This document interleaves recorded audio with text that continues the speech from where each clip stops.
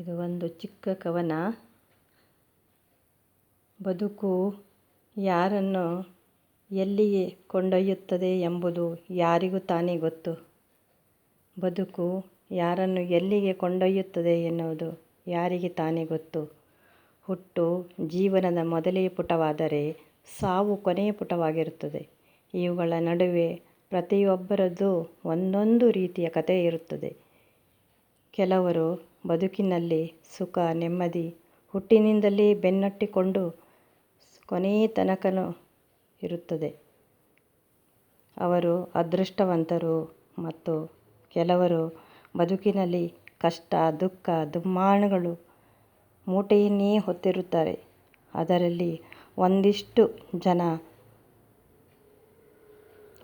ಜನ ತಾನು ಸುಡುವ ದೀಪವಾದರೂ ಹತ್ತಾರು ಜನರಿಗೆ ಬೆಳಕನ್ನು ನೀಡುತ್ತಾ ಕೊನೆಗೊಂದು ದಿನ ತನ್ನವರ ಬದುಕಿಗಾಗಿ ತನ್ನ ಬದುಕನ್ನೇ ಸವೆದು ಕೊನೆಗೂ ತನ್ನವರಿಗಾಗಿ ಅಂತ್ಯಗೊಳ್ಳುತ್ತಾರೆ.